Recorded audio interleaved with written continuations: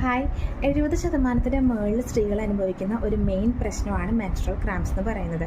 അപ്പോൾ ഡയറ്റിൽ കൂടെ അത് നമുക്ക് ഒരു പരിധി വരെ എങ്ങനെ കുറച്ചെടുക്കാം എന്നുള്ളതിനെ കുറിച്ചിട്ടാണ് ഞാനിന്ന് സംസാരിക്കാൻ പോകുന്നത്.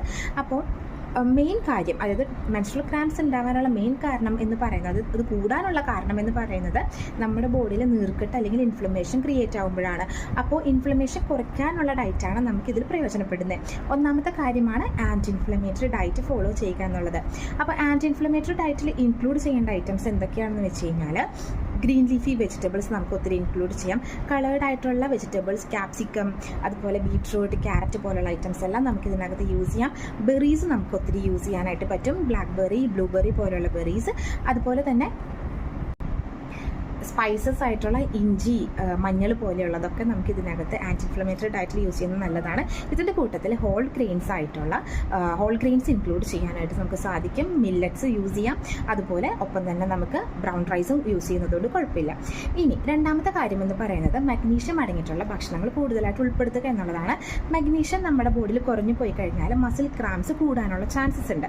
അപ്പോൾ മഗ്നീഷ്യം അടങ്ങിയിട്ടുള്ള ഫുഡ്സ് എന്ന് പറയുന്നത് ഒന്നാമത്തെ പംകിൻ സീഡ്സ് ആണ്. പംകിൻ സീഡ്സിൽ ഒത്തിരിയധികം മഗ്നീഷ്യം അടങ്ങിയിട്ടുണ്ട്. അതുപോലെ ബനാന, അവക്കാഡോ, ഇലക്കറികൾ, പയറുവർഗ്ഗങ്ങൾ എല്ലാം നമ്മുടെ ഡയറ്റിൽ ഉൾപ്പെടുത്തുന്നത് ഈ സമയങ്ങളിൽ ക്രാംസ് കുറയ്ക്കാനായിട്ട് ഹെൽപ്ഫുള്ളാണ്. മൂന്നാമത്തെ കാര്യം എന്ന് പറയുന്നത് ഒമേഗ-3 റിച്ച് ആയിട്ടുള്ള ഫുഡ്സ് കഴിക്കുക എന്നുള്ളതാണ്.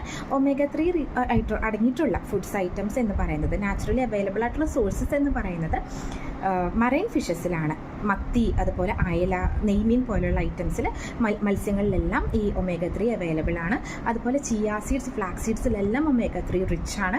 അതുപോലെ തന്നെ നട്ട്സ് ആയിട്ടുള്ള വാൾനട്ടിൽ നമുക്ക് ഒമേഗ-3 അടങ്ങിയിട്ടുണ്ട്. അപ്പോൾ ഈ പറഞ്ഞ കാര്യങ്ങളെല്ലാം നമ്മുടെ ഈ സമയങ്ങളിൽ മാത്രമല്ല, നമ്മളത് എല്ലായ്പ്പോഴും ഡയറ്റിൽ ഉൾപ്പെടുത്തുകയാണെന്നുണ്ടെങ്കിൽ നല്ല മെൻസ്ട്രൽ ക്രാംസ് ഉള്ളവർക്ക് ഒരു പരിധി വരെ ഇത് കുറച്ചെടുക്കാനായിട്ട് സാധിക്കും. ഇതിൻ്റെ കൂട്ടത്തിൽ നമ്മൾ ശ്രദ്ധിക്കേണ്ടതായിട്ടുള്ള കുറച്ച് കാര്യങ്ങളുണ്ട്. ഹൈഡ്രേഷൻ, നല്ലപോലെ വെള്ളം കുടിക്കുക. നല്ലപോലെ വെള്ളം കുടിക്കുമ്പോൾ നമുക്കത് ബ്ലോട്ടിങ് കുറയ്ക്കാനായിട്ട് ഒത്തിരി ഹെൽപ്ഫുള്ളാണ്. അതുപോലെ തന്നെ മീൽസ് സ്കിപ്പ് ചെയ്യാതിരിക്കാനായിട്ടും ശ്രദ്ധിക്കുക. മീൽസ് സ്കിപ്പ് ചെയ്യുമ്പോൾ ഷുഗർ കണ്ടന്റ് നമ്മുടെ ബോഡിയിൽ താന്നു പോകും. ഷുഗർ താന്നു കഴിഞ്ഞ് കഴിഞ്ഞാൽ നമുക്കത് ക്രാംസ് കൂട്ടാനാണ് കൂടുതലും ചാൻസ്.